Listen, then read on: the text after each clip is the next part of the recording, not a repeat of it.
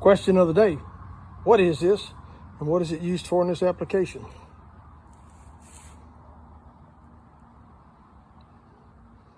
Yep. That's a homemade sawmill. We're trying to put her together right now. I bet you're wondering how it's built, right? Yeah, go to YouTube, look up Larry Spruce, Larrysbrusch. Probably gonna find 3, 4, maybe even 5 videos of this thing being built.